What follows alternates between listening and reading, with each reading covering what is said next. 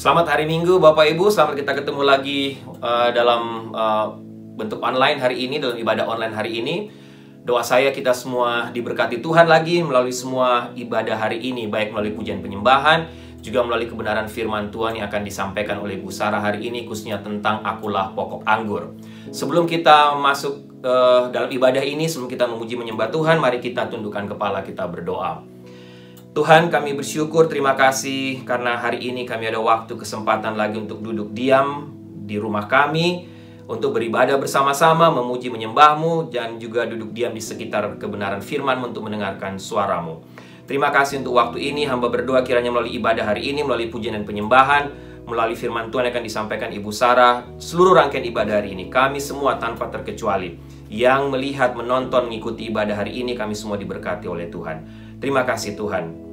Seluruh jalannya ibadah ini mulai awal, pertengahan hingga akhirnya kami serahkan dalam tangan-Mu. Dalam nama Tuhan Yesus kami berdoa. Amin. Bapak Ibu, mari kita siapkan hati, kita memuji Tuhan, menyembah Tuhan bersama hari ini.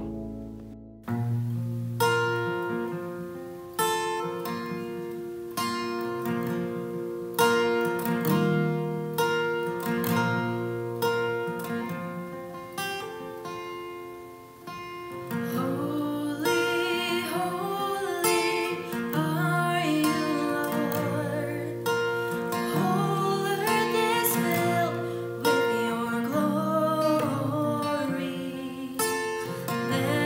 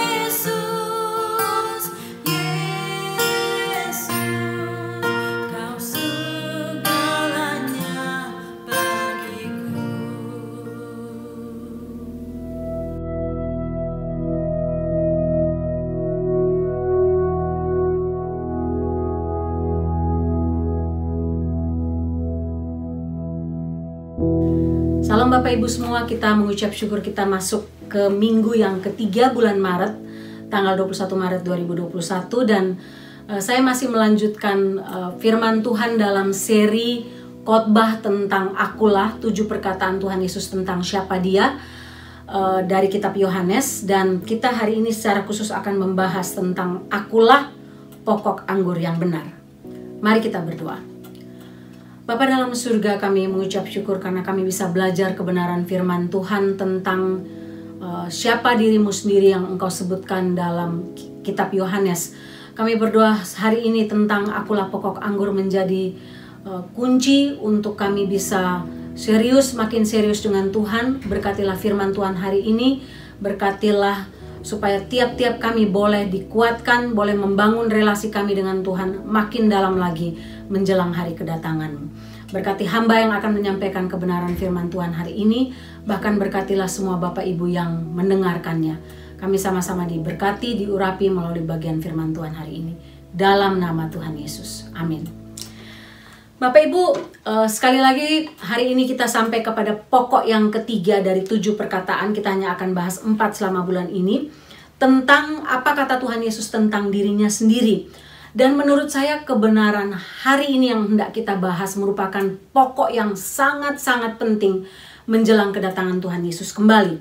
Untuk menyambut kedatangannya kembali, kita akan lihat di akhir khotbah saya, mengapa saya katakan seri pokok anggur yang benar ini merupakan bekal orang percaya dalam mempersiapkan diri, mempersiapkan hati kita menyambut kedatangannya kembali, yaitu ketika kita dijemput oleh Tuhan untuk masuk dalam kerajaan surga. Saya teringat kisah tentang seorang misionaris. Misionaris ini menjadi misionaris di Afrika. Ini terjadi beberapa puluh tahun yang lalu. Waktu dia jadi misionaris di sana, dia tinggal di sebuah gubuk kecil dengan gereja di sampingnya, dan dia punya generator pembangkit listrik yang bisa menjalankan lampu, hidupkan lampu, kulkas dan sebagainya di rumah, di gubuk kecil dia. Walaupun sangat terbatas, generator itu sangat menolong. Nah, satu kali dia kedatangan 2 tamu orang Afrika asli yang datang untuk mengunjungi misionaris ini. Waktu mereka masuk rumah itu menjelang senja malam, misionaris itu begitu buka pintu, dia klik tombol lampu dan lampu di atas langit-langitnya itu menyala. Dan kedua pemuda Afrika ini menjadi terkejut. Wow, dia hanya klik dan lampu di atas langit-langit itu menyala. Itu membuat mereka kagum dan mereka bertanya, boleh nggak kita minta bolam lampu itu? Boleh kita minta 1 bolam lampu itu? Jadi misionaris pikir, oh itu cuma mungkin mereka mau oleh-oleh kecil. Ya, dia kasih bolam lampu itu. Beberapa bulan kemudian misionaris ini mengunjungi rumah pemuda tersebut yang dia kasih bolam lampu. Dan begitu dia masuk dalam rumahnya, dia terkejut. Karena si pemuda Afrika tadi sudah memasang bolam lampu yang diberikan itu di atas langit-langit rumahnya, dipasang dengan tali biasa. Ya, Bapak Ibu tahu tentu tidak akan bisa membuat lampu itu menyala. Bapak Ibu, tapi ini menggambarkan bahwa banyak orang atau laki-laki ini memahami gagasan umum tentang koneksi. Tapi laki-laki Afrika ini tidak memahami apa artinya sumber arus listrik yang mampu membuat bolam lampu tadi menyala. Dia tidak mengerti cara kerja generator. Hal ini banyak terjadi dalam kehidupan orang percaya. Orang percaya mengerti apa artinya, apa itu relasi dengan Tuhan. Tapi mereka tidak pernah mengerti bagaimana cara kerja generator hidup, yaitu pokok anggur, yaitu Allah sendiri, untuk memberikan lampu, memberikan nyala, memberikan energi kepada bolam lampu itu supaya bisa menyala. Kebanyakan orang Kristen melakukan hal itu, sehingga izinkan saya untuk membaca Yohanes pasal 15 ayat 1 sampai ayat 8. Saya hanya akan baca 2 ayat karena ayat-ayat berikutnya akan kita bahas selama kita mendengarkan khotbah hari ini. Yohanes pasal 15 ayat 1 sampai ayat yang ke-8. Demikian bunyi firman Tuhan. Akulah pokok anggur yang benar, dan Bapakulah pengusahanya. Setiap ranting padaku yang tidak berbuah dipotongnya, dan setiap ranting yang berbuah dibersihkannya, supaya ia lebih banyak berbuah. Kamu memang sudah bersih karena firman yang telah kukatakan kepadamu. Tinggallah di dalam aku dan aku di dalam kamu, dan seterusnya. Nah, Bapak Ibu, firman Tuhan hari ini, Tuhan Yesus berbicara secara langsung tentang apa artinya menanam, bertumbuh, menuai. Ketika kita mempertimbangkan pekerjaan petani, petani ini menghabiskan jam yang panjang sepanjang tahun dengan satu tujuan. Apa tujuannya? Supaya dia bisa panen. Panen yang baik, panen yang bermanfaat, panen yang berhasil. Ketika Tuhan Yesus memberikan alegori tentang akulah pokok anggur, ranting dan sebagainya, Tuhan Yesus langsung mengartikan bagian ini secara langsung, secara detail, secara jelas. Akulah pokok anggur, kamulah rantingnya, kamulah carangnya, Bapakulah pengusahanya. Tuhan Yesus langsung mengartikannya sehingga orang tidak menebak-nebak apa artinya. Bahkan ketika Tuhan Yesus memberikan gambaran akulah pokok anggur, para audiens, para pendengar pada waktu itu mengerti dengan jelas konsep akulah pokok anggur. Karena apa? Kebanyakan dari mereka adalah petani, mereka hidup dari pertanian, mereka para pekerja atau buruh tani, mereka owner dari pertanian dan sebagainya. Sehingga mudah untuk mereka menangkap alegori ini. Ada 3 hal yang saya ingin kita belajar tentang akulah pokok anggur. Yang pertama, Yesus mengatakan, akulah pokok anggur yang benar. Bagian yang pertama ini jelas, Yesus katakan Yesus dirinya sendiri adalah satu-satunya pokok anggur yang benar. Ayat 1 bilang, akulah pokok anggur yang benar, Bapakulah pengusahanya. Yesus tidak hanya memberikan gambaran bahwa dia pokok anggur yang benar dalam ajarannya, tapi dia melakukan lebih dari itu. Mengapa? Karena Yesus memilih dengan hati-hati gambaran. Akulah jalan kebenaran dan hidup, akulah roti, akulah gembala yang baik, akulah pokok anggur. Yesus memilih dengan hati-hati karena untuk mengatakan hal ini merupakan satu kontroversi bagi orang, bagi audiens pada masa itu. Perhatikan ayat 1. Yesus tidak sedang membandingkan dirinya dengan pokok anggur, tapi dia mengatakan bahwa dirinya sendiri adalah pokok anggur. Tambahan yang jelas, akulah pokok anggur yang apa? Yang benar. Nah, kata yang benar ini merupakan hal yang sangat penting dalam bagian ini. Apa artinya? Kalau akulah pokok anggur yang benar, itu berarti ada pokok anggur yang tidak benar. Memang Bapak Ibu, kalau kita baca dalam Perjanjian Lama, kita akan menemukan bahwa ada pokok anggur yang tidak benar. Yeremia pasal 2 ayat 21 katakan, namun aku telah membuat engkau tumbuh sebagai pokok anggur pilihan, sebagai benih yang sungguh murni. Betapa engkau berubah menjadi pohon yang berbau busuk, pohon anggur liar. Bapak Ibu lihat di sini, ketika Tuhan Yesus mengatakan, akulah pokok anggur yang benar, Tuhan Yesus senang membandingkan dirinya dengan Israel. Karena itu saya katakan bagian ini merupakan kontroversi di tengah-tengah audiens pada masa itu. Tuhan Yesus katakan, lihat kamu, dalam Perjanjian Lama Tuhan katakan Tuhan sendiri memilih bangsa Israel, menanam bangsa Israel sebagai pokok anggur yang harusnya menghasilkan buah. Tapi pada kenyataannya mereka tidak menghasilkan buah. Mereka menjadi pohon yang liar, mereka berubah menjadi pohon yang berbau busuk. Tidak ada buah di dalamnya, tidak bisa panen apa-apa karena mereka liar dan berbau busuk. Sehingga ini merupakan gambaran yang jelas bahwa ketika Israel gagal untuk menjadi pokok anggur yang benar, Yesus muncul menjadi pokok anggur yang benar. Satu-satunya, bukan salah satu pokok anggur yang benar. Nah Bapak Ibu, apa yang kita belajar dari bagian yang pertama ini? Orang Israel bangga bahwa mereka lahir dari darah, dari keturunan Israel. Mereka bangga bahwa karena mereka merupakan pilihan Allah, mereka pasti akan masuk kerajaan surga. Dengan kata lain Tuhan Yesus katakan tidak. Darah daging kamu, keturunan kamu sebagai Israel tidak menjamin kamu masuk dalam kerajaan surga. Karena apa? Kamu berubah menjadi busuk dan menjadi pokok anggur yang liar. Menjadi pohon anggur yang tidak berguna. Sama dengan orang Kristen. Banyak orang Kristen sekarang katakan, aku orang Kristen. Aku dari nenek moyangku sudah Kristen. Aku sudah dibaptis. Aku ke Sunday School waktu kecil. Waktu besar aku pergi ke remaja. Aku aktif melayani. Tuhan Yesus katakan tidak. Bukan seperti itu cara kerjanya. Kekristenan kamu tidak menjamin kamu masuk dalam kerajaan surga. Karena apa? Fisik, keturunan fisik, bahkan kekristenan secara fisik tidak menjamin kita masuk dalam kerajaan surga kalau kita tidak hidup dalam kebenaran itu.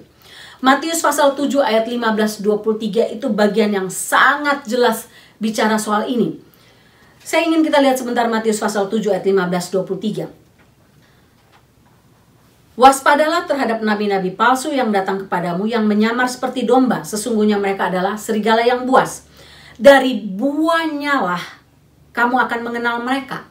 Dapatkah orang memetik buah anggur dari semak duri, atau buah arah dari rumput duri, dan seterusnya dan seterusnya. Tidak mungkin pohon yang baik menghasilkan buah pohon yang tidak baik, atau pohon yang tidak baik menghasilkan buah pohon yang baik. Ayat 20, jadi dari buahnya lah kamu akan mengenal mereka.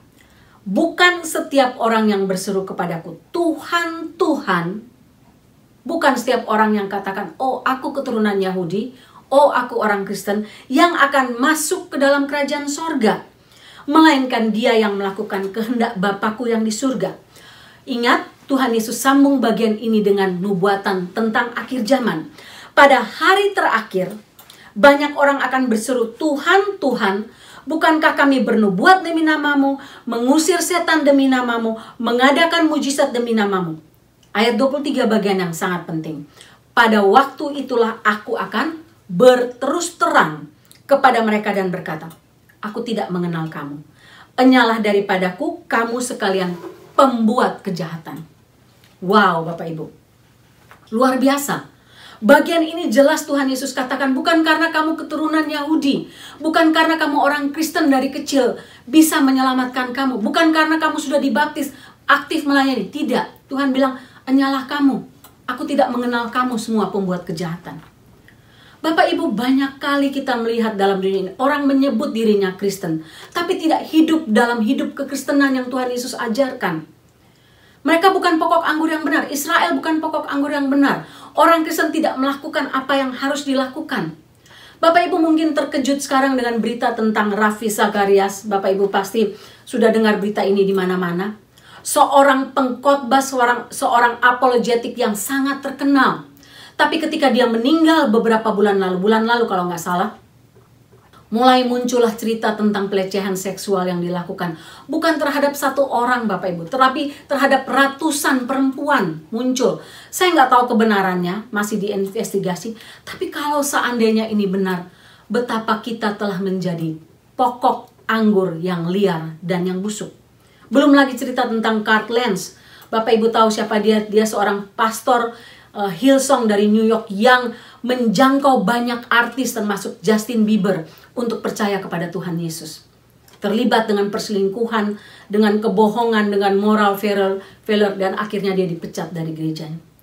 Kesaksian Kristen tidak terjadi di mana-mana, tapi yang mengerikan dan sangat menyedihkan bahwa apa yang kita lakukan sekarang, kekristenan kita secara fisik, kalau itu hanya karena keturunan, karena nenek moyang, atau karena kita orang Yahudi, tidak menjamin kita masuk dalam kerajaan surga. Pokok kedua, apa yang Tuhan Yesus kerjakan sebagai pokok anggur yang benar?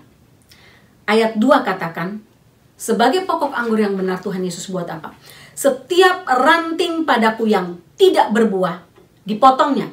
Dan setiap ranting yang berbuah, dibersihkannya, supaya ia lebih banyak berbuah. Bapak Ibu, ada dua hal yang dikerjakan oleh Tuhan Yesus sebagai pokok anggur yang benar.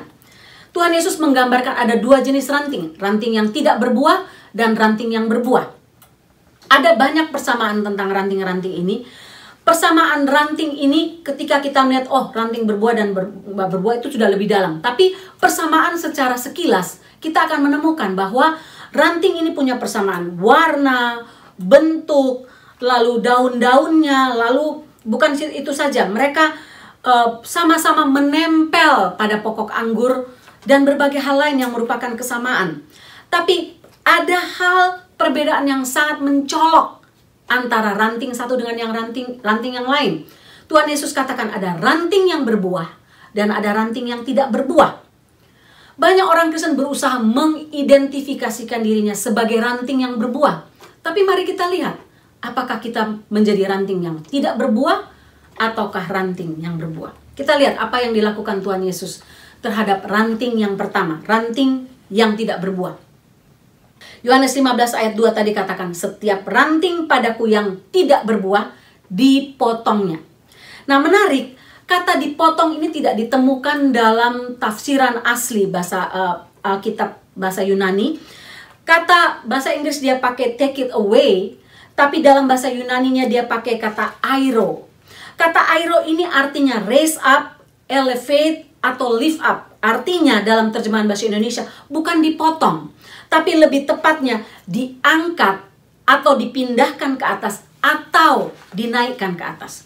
Nah, untuk itu kita perlu belajar sedikit kira-kira bagaimana caranya petani zaman dahulu, khususnya ketika mereka menanam di kebun anggur. Bagaimana mereka melakukan hal-hal terhadap pokok anggur atau terhadap pohon anggur. Pohon anggur ini adalah pohon yang memiliki sifat merambat ke atas. Waktu saya kecil, papa saya tanam pohon anggur. Kami senang sekali karena dia buat para-para di belakang rumah kami. Dan kalau sudah keluar buahnya itu sudah ada tanda-tandanya, itu kita namai. Oh, ini punyanya si A, punyanya si B, punyanya si C. Nah, perhatikan ranting pohon anggur. Ranting pohon anggur ini akan menjalar ke atas mengikuti para-para, mengikuti tali, mengikuti batang kayu yang ditaruh di dekat dia. Kalau tidak ada batang kayu atau penyangga atau para-para atau tali kawat yang disiapkan, maka ranting-ranting itu akan jatuh dan merambat di tanah. Nah, kalau ada ranting yang menjalar atau merambat di tanah, maka petani akan mengangkat ranting tersebut, mengikatnya ke tiang kayu penyangga, dan apabila dia merambat di tanah, dia akan ikatkan ke kayu penyangga, ke para-para, ke kawat, supaya dia bisa dinaikkan. Itulah kata airo, dinaikkan, levelnya dinaikkan, di lift it up, diangkat, bukan dipotong. Nah, ranting yang menjalar di tanah, ranting itu biasanya tidak bisa menghasilkan buah. Sulit berbuah, tidak bisa berbuah. Sehingga petanilah yang membantu ranting itu untuk diangkat ke atas, dinaikkan ke atas, supaya ranting yang tidak berbuah tadi dapat berbuah. Sekali lagi, bukan dipotong. Kalau dipotong selesai, pemangkasan selesai, tidak ada hubungan lagi ranting itu dengan pokok anggur. Tapi ini tidak dipotong, tapi ranting itu diangkat lebih dekat di atas tanah, dari atas tanah ditegakkan, diatur sehingga cukup mendapat sinar matahari dan pada akhirnya dapat berbuah. Bapak Ibu, apa yang kita belajar dari bagian tentang ranting yang tidak berbuah? Sama dengan orang percaya yang mengaku dirinya Kristen, tapi mereka tidak berbuah. Buah apa itu? Buah itu jelas ditulis dalam Galatia 5, buah kasih, sukacita, damai sejahtera, kelemah lembutan, penguasaan diri, kemurahan hati dan sebagainya. Bagaimana orang Kristen, saya katakan saya orang Kristen, tapi orang lain tidak melihat kasih dalam hidup kita. Bagaimana saya katakan saya orang Kristen, tapi saya tidak bisa menguasai diri saya. Memang kita belum jadi malaikat, kita belum jadi sempurna, tapi ada perubahan hidup terjadi dalam hidup kita. Dulu kita tidak punya kasih, sekarang kita punya kasih. Dulu kita tidak punya sukacita, sekarang kita punya sukacita. Dulu kita tidak punya damai sejahtera, sekarang kita punya damai sejahtera. Itulah buah yang harus dihasilkan. Sehingga kalau kita tidak menghasilkan buah-buah roh ini, maka ini menjadi tanda tanya besar untuk kita. Sama dengan ranting yang tidak berbuah ini. Alasannya jelas, mengapa mereka tidak berbuah? Karena mereka merambat di atas tanah. Mereka tidak dinaikkan. Sehingga bagian ini menunjukkan bahwa ranting yang tidak berbuah ini, wajah mereka menghadap ke tanah, tidak memandang ke atas, kepada matahari, kepada sumber surya kebenaran. Mereka mengarahkan pandangan mereka ke bawah, ke tanah, dan bukan ke atas. Kalau Bapak Ibu baca Our Daily Bread santapan harian tanggal 9 Februari tahun 2021 kemarin, menarik, dia kasih gambaran tentang hidup orang Kristen seperti cumi-cumi cok ai. Cumi-cumi cok ai itu kalau bahasa Indonesia cumi-cumi juling. Nah, atau histioteotis Heteroroptis. Nah, cumi-cumi cokay ini atau cumi-cumi juling ini hidup dalam zona senja di laut, yaitu bagian di bawah laut, 3000 kaki di bawah permukaan laut. Panjangnya cuma 8 cm, lumayan besar. Dia juga disebut cumi-cumi stroberi karena warnanya seperti stroberi merah. Tapi yang menarik bahwa cumi-cumi ini ketika dilahirkan, cumi-cumi ini matanya normal. Dua ukuran matanya normal. Tapi ketika dia mulai beranjak dewasa, cumi-cumi ini mulai berubah matanya. Yang mata sebelah kiri, mata sebelah kiri ini berkembang menjadi jauh lebih besar. Mata kiri jauh lebih besar dari mata kanan. Bahkan bisa beberapa kali lebih besar. 2 kali atau 3 kali lebih besar dari mata kanan. Mengapa Bapak Ibu? Rupanya mata kiri ini dipakai untuk melihat ke atas. Melihat mencari sinar matahari ke atas. Tapi mata kiri ini dipakai untuk melihat ke bawah. Untuk mencari makan dan sebagainya. Sehingga para ilmuwan yang mempelajari jenis moluska ini menyimpulkan bahwa mata kanannya lebih kecil ini digunakan untuk melihat ke bawah, ke dalam perairan yang gelap, sementara mata kiri digunakan untuk melihat ke atas, ke arah sinar matahari. Hidup cumi-cumi ini sedikit banyak menggambarkan kehidupan orang percaya. Dalam dunia ini, ketika kita menantikan kedatangan Tuhan Yesus kembali dalam waktu yang tidak pasti, Paulus katakan dalam Kolose pasal 3, Paulus katakan, pikirkan perkara yang di atas, bukan perkara yang di bawah. Berarti, kita nggak usah cari kerja, kita santai-santai aja, kita pikirkan hidup rohani terus. Enggak Bapak Ibu. Maksudnya Rasul Paulus adalah sebagai penghuni dunia dalam dunia ini, ketika kita menunggu kedatangan Tuhan Yesus yang kedua kali, kita tetap melihat apa yang terjadi dalam dunia ini, sebatas realitas dunia ini. Namun, sebagai cumi-cumi yang mengembangkan mata kirinya untuk membesar, melihat ke atas, kita lebih peka terhadap semua kejadian, terhadap hidup rohani kita. Kita menjadi peka terhadap pertumbuhan rohani kita lebih daripada hidup jasmani kita. Kita menempatkan hal-hal tentang kerajaan surga jauh lebih penting daripada hal dunia ini. Karena pada akhirnya tidak ada satupun yang kita bawa dalam kerajaan surga nanti. Nggak ada Bapak Ibu. Baju sebagus apa, perhiasan sebagus apa, tidak ada satupun yang akan kita bawa. Artinya fokus kita bukan dalam dunia ini. Karena dunia ini hanya sementara, rumah kita sementara, hotel kita sementara, tempat pengembaraan. Tapi kita akan masuk dalam kekekalan yang tidak terbatas. Hidup dalam dunia ini hanya seperti setetes air. Tapi hidup dalam kekekalan itu seperti lautan Atlantik yang luasnya luar biasa. Masa kita mau fokus kepada setetes air lebih daripada lautan luas yang Tuhan janjikan, kehidupan kekal yang Tuhan janjikan untuk kita. Sehingga Bapak Ibu, Bapa yang baik menyediakan second chance untuk ranting yang tidak berbuah. Ketika Bapak Ibu mendengar firman Tuhan hari ini dan mendapati, saya termasuk ranting yang tidak berbuah. Saya tidak pernah berbuat kasih atau biasa-biasa aja. Saya tidak pernah mengejar kehidupan rohani. Mungkin waktunya untuk mengalami second chance dari Tuhan. Katakan, Tuhan, saya tidak mau tertinggal. Saya tidak mau menjadi ranting yang tidak berbuah dan kemudian mengalami dibakar dan sebagainya. Masih ada second chance yang selalu Bapa sebagai pengusaha menyediakan waktunya untuk kita berubah lagi, mengalami berbuah lebih banyak lagi. Kita diangkat dari kompromi kita dengan dunia ini, diangkat ke atas untuk mata kita terarah kepada hal-hal yang bersifat spiritual dan kekekalan lebih daripada hal-hal dalam dunia ini. Hidup kita tidak dipimpin oleh kedagingan, tapi dipimpin oleh Roh Kudus sendiri. Kalau begitu pertanyaannya, apa yang terjadi jika second chance demi second chance diberikan dan kita tidak berbuah, tidak menghasilkan buah?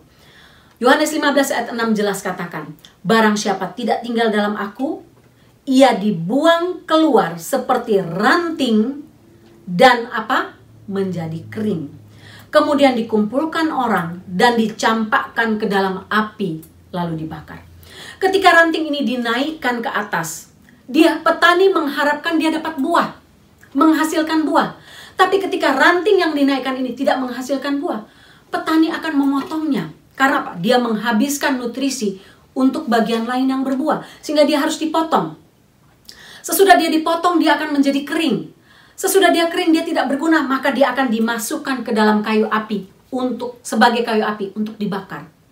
Demikian pula hidup orang Kristen yang tidak berbuah. Diberi second chance, another second chance, another second chance, tidak berubah.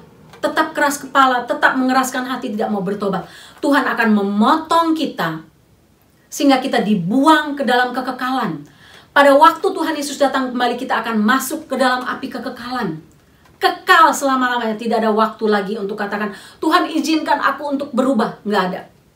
Sebelum terlambat, jadilah pohon ara yang berbuah.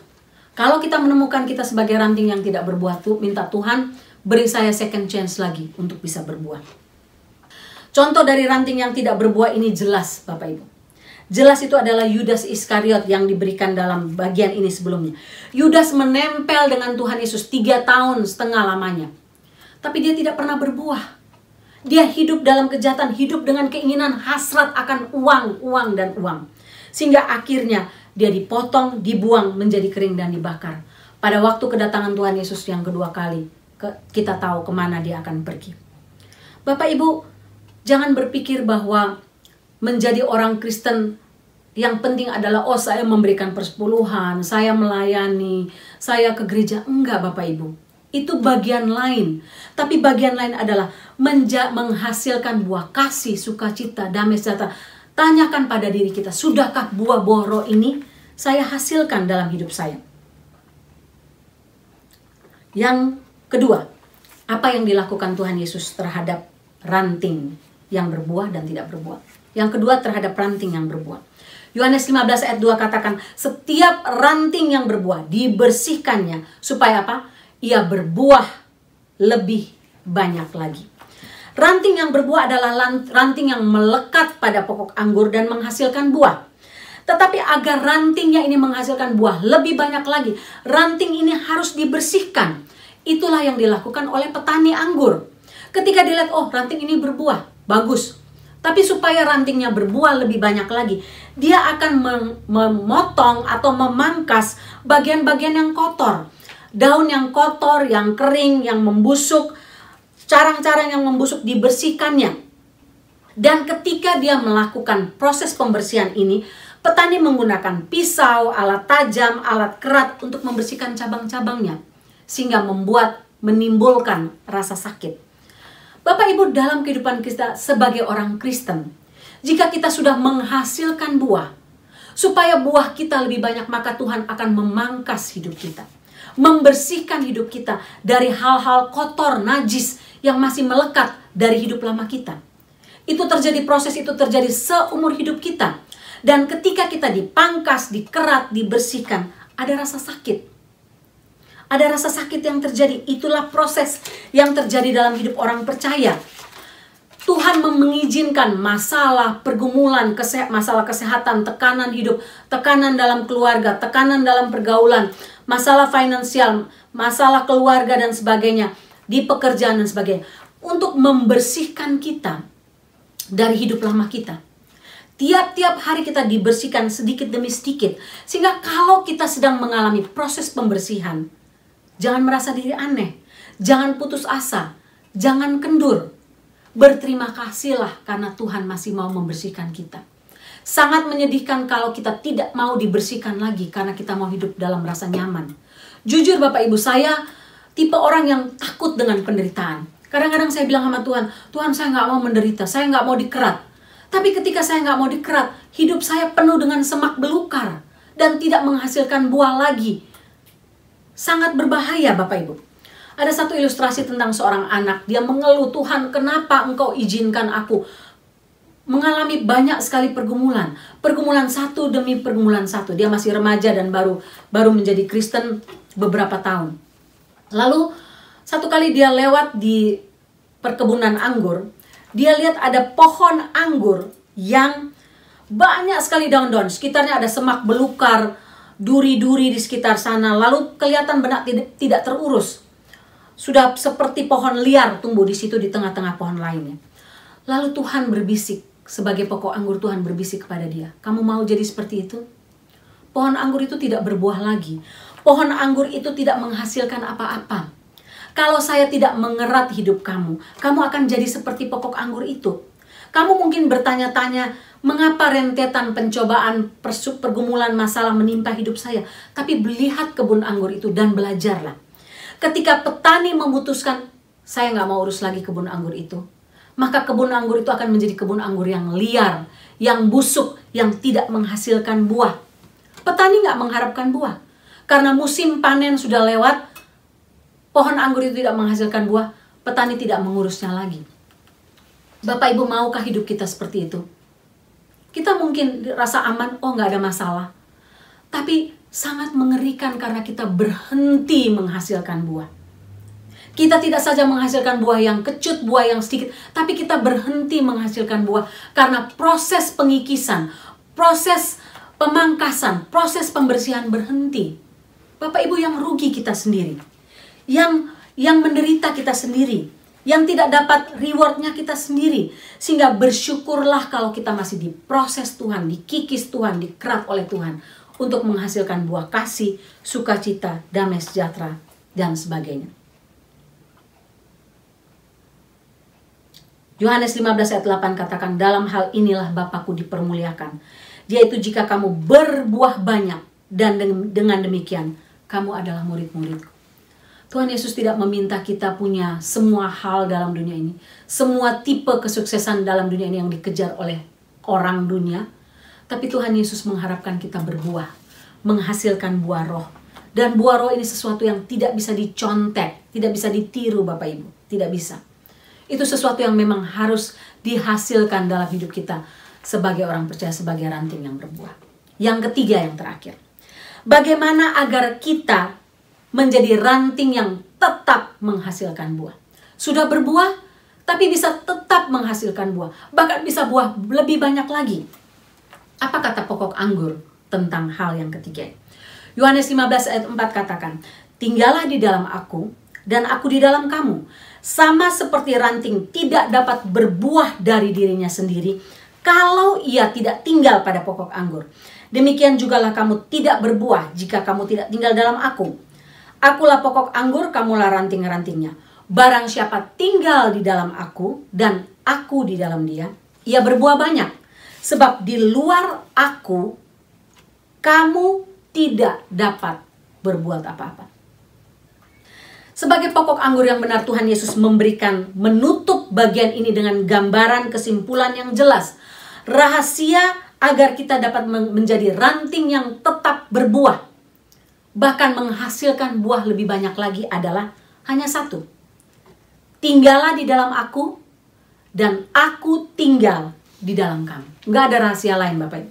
Tidak ada rahasia yang berlebihan atau yang sulit kita lakukan. Apa artinya frasa tinggal? Kata tinggal ini dipakai sebuah kata yang artinya tetap tinggal, tinggal di satu tempat, tinggal seterusnya. Artinya adalah siapa saja yang ingin berbuah lebih lebat, lebih banyak lagi bagi Kristus, dia harus punya relasi pribadi dengan Tuhan. Carang tidak dapat bergantung kepada carang lainnya, tapi carang hanya bisa bergantung kepada pokok anggur.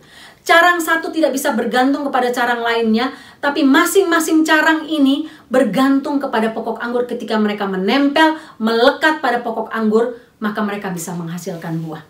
Artinya, relasi kita dengan Tuhan itu sifatnya personal. Kita nggak bisa bergantung sebagai anak saya bergantung relasi pribadi saya terhadap orang tua saya. Sebagai orang tua saya bergantung relasi pribadi saya terhadap suami atau istri saya. Tidak.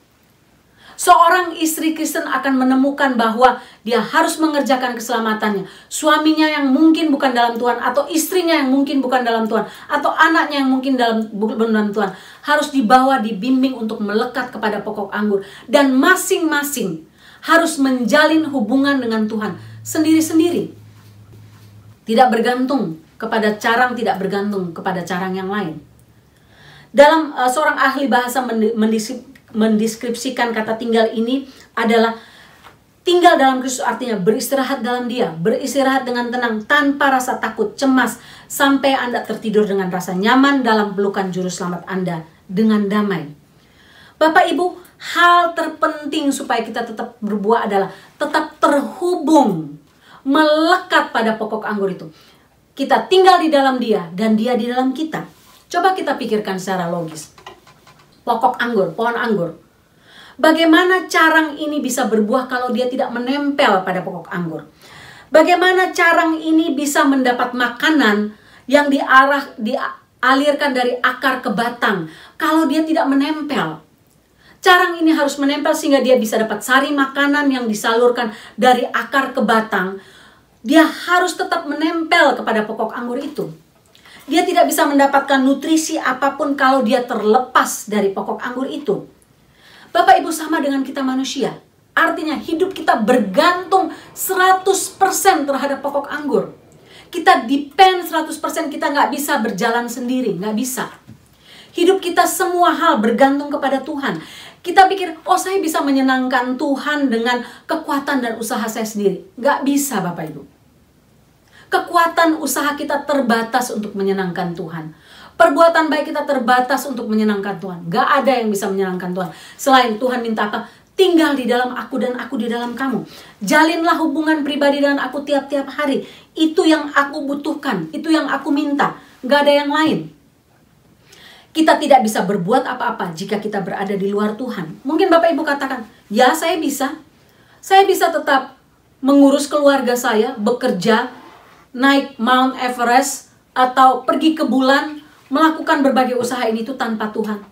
Mungkin kita bisa lakukan itu sebagai orang dunia. Tapi sebagai orang percaya, kita bisa melakukan hal lain, tapi kita tidak bisa menghasilkan buah roh tanpa hidup kita melekat kepada Tuhan. Kebenarannya adalah kita sama sekali tidak mampu menyenangkan Tuhan dan menghasilkan buah.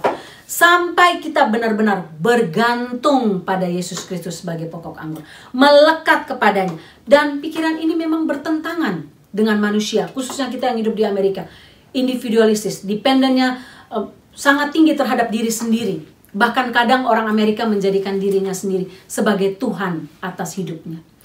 Bapak Ibu, beberapa tahun lalu Associated Press merilis sebuah penelitian yang dilakukan oleh sebuah sekolah pertanian di Iowa.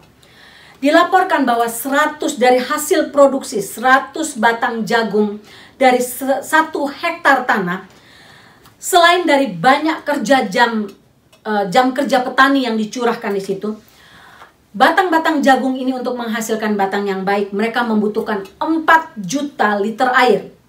Mereka membutuhkan 6.000 oksigen.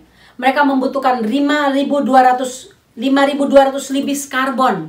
Mereka membutuhkan 160 libis nitrogen, 125 libis kalium, 75 libis belerang kuning, dan unsur-unsur lain yang terlalu banyak disebutkan. Selain hal-hal ini yang tidak dapat diproduksi oleh siapapun, pasti hanya oleh Tuhan saja. Hujan, sinar matahari juga hasilnya datangnya dari Tuhan pada waktu yang sangat tepat untuk bisa memanen. Diperkirakan hanya 5% saja Bapak Ibu dari hasil pertanian dapat dikaitkan dengan upaya manusia. 5% usaha manusia. 95% selainnya adalah alam Tuhan. Alam tentu di bawah penguasaan Tuhan. Sehingga kita jujur Bapak Ibu, kita harus mengakui bahwa hal yang sama terjadi dalam hidup kita ketika kita mau menghasilkan buah roh, mau menyenangkan Tuhan dalam hidup kita. Jika ini cara satu-satunya untuk menghasilkan buah, saya ingin melakukannya. Saya ingin menjalin hubungan pribadi saya dengan Tuhan. Sehingga di bagian akhir firman Tuhan hari ini, saya ingin menantang Bapak Ibu. Bapak Ibu yang tidak menghasilkan buah dalam hidup Bapak Ibu. Mintalah second chance. Tuhan kasih saya kesempatan lagi. Sebelum waktunya datang, sebelum engkau datang kembali, kasih saya second chance untuk menghasilkan buah. Belum terlambat, masih ada waktu, mintalah Tuhan untuk kita bisa menghasilkan buah. Menempellah pada pokok anggur itu. Tapi yang kedua, untuk kita yang sudah berbuah, mau berbuah lebih banyak lagi, jalin hubungan dengan Tuhan. Sama-sama, ranting yang berbuah dan tidak berbuah harus tinggal di dalam Tuhan. Punya relasi pribadi dengan Tuhan. Bagaimana caranya? Gak ada jalan lain Bapak Ibu. Kalau saya membangun relasi pribadi saya dengan Pak Riki sebagai suami saya harus bicara dengan dia. Dia bicara dengan saya. Kami membangun komunikasi relasi tiap-tiap hari selama bertahun-tahun. Untuk bisa menunjukkan kasih kami satu dengan yang lain. sama dengan pokok anggur dan carangnya. Tinggallah di dalam aku di dalam kamu. Jalin relasi dengan Tuhan. Nggak ada jalan lain. Bagaimana membangun relasi? Berdoalah. Berbicara kepada Tuhan dalam doa. Berdoalah, berbicaralah.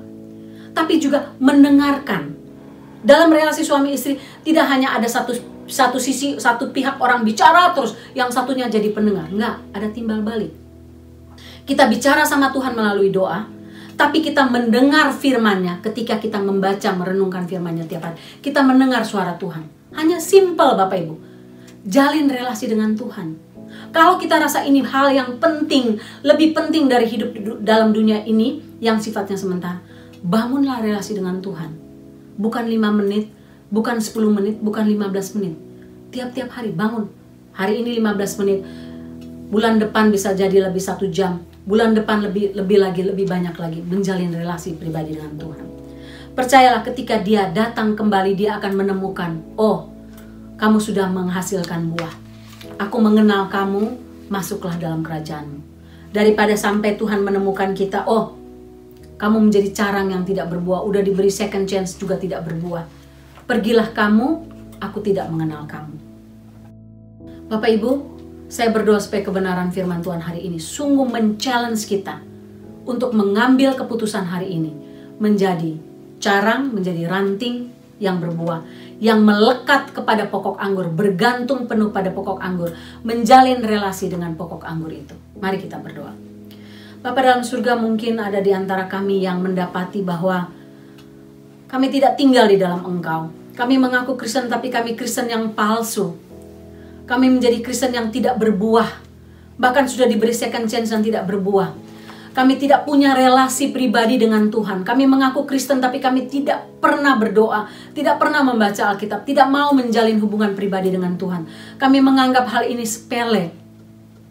Tuhan, kami tahu hanya ini yang bisa kami bawa ketika Engkau datang kembali menjemput kami. Tolonglah kami Tuhan. Siapapun kami yang mendengar firman Tuhan ini, tolonglah kami untuk masing-masing kami membangun relasi pribadi kami dengan Tuhan sebagai pokok anggur yang benar. Tolonglah kami untuk meluangkan waktu untuk membaca, merenungkan firman Tuhan, berbicara kepada Tuhan sebagai pokok anggur itu. Tinggal di dalam Engkau dan Engkau tinggal dalam kami. Supaya kami bisa menghasilkan kasih. Kami tidak dapat menghasilkan kasih kalau kami tidak menempel pada kasih, sumber kasih itu. Kami tidak bisa punya sukacita kalau kami tidak menempel pada sumber sukacita itu. Bagaimana kami bisa punya damai sejahtera kalau kami tidak menempel pada sumber damai sejahtera itu? Pada sumber kemurahan hati, pada sumber penguasaan diri. Tuhan, tolonglah kami ya Tuhan. Mampukan kami ambil komitmen baru untuk menjalin relasi dengan Engkau. Tinggal dalam Engkau, supaya ketika Engkau datang kembali, Engkau menemukan kami sebagai carang-carang, ranting yang menghasilkan buah lebat. Dalam nama Tuhan Yesus. Amin. Bapak Ibu, doa saya kiranya kita semua diberkati oleh kebenaran firman Tuhan hari ini. Lagi yang disampaikan oleh Ibu Sarah tentang akulah pokok anggur.